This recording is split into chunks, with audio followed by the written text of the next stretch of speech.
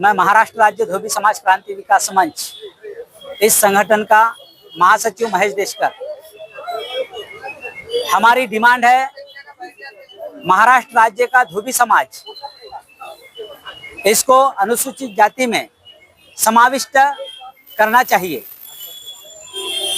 ये डिमांड इसलिए है, पिछले 80 सालों से जिस समय महाराष्ट्र सरकार की निर्मित हुई थी, उस समय महाराष्ट्र सरकार में कुछ जिलों में धोबी समाज को अनुसूचित जाति का दर्जा दिया गया था। मगर जिस समय महाराष्ट्र की निर्मित हुई, उस समय महाराष्ट्र सरकार ने धोबी समाज के किसी भी नेता को विश्वास में न लेते हुए धोबी समाज का यहाँ आरक्षण समाप्त कर दिया था।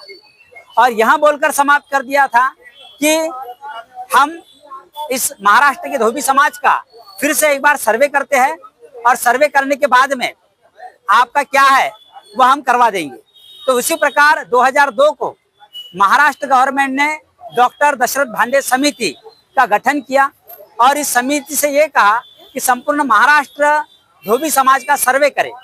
और डॉक्टर दशरथ भांडे समिति ने महाराष्ट्र के धोबी समाज का सर्वे कर यहाँ सर्वे करने के बाद में उन्हें यह पता चला कि महाराष्ट्र का धोबी समाज अनुसूचित जाति के निकष में बैठता है और अनुसूचित जाति के निकष में बैठने के कारण वहाँ भांडे समिति का अहवाल महाराष्ट्र गवर्नमेंट ने एक्सेप्ट किया और 23 साल महाराष्ट्र गवर्नमेंट में यह भांडे समिति का अहवाल धूल खाते पड़ा था।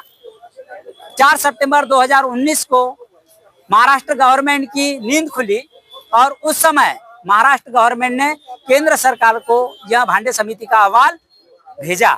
मगर महाराष्ट्र गवर्नमेंट और केंद्र सरकार यहाँ धोबी समाज के साथ में एक भूल भुलैया का खेल खेल रही है।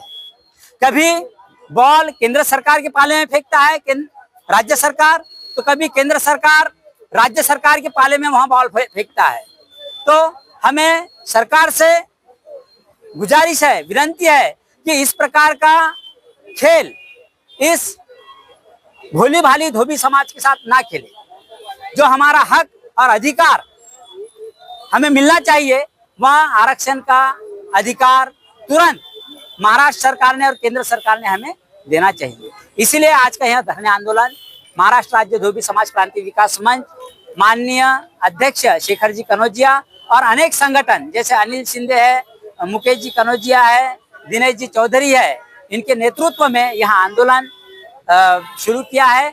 और आज हम इस आंदोलन के माध्यम से सरकार को ये चेतावनी देना चाहते हैं कि इसी प्रकार का अगर खेल चलता रहा तो यहाँ धोबी समाज अपने छोटे बच्चों को लेकर, अपने बुजुर्गों को लेकर रास्ते पे उतरने से रुकेंगी नहीं और किसी भी स्तर तक जाएंगी।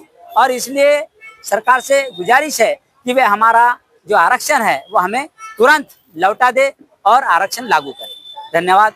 जय हिंद, जय महाराष्ट्र।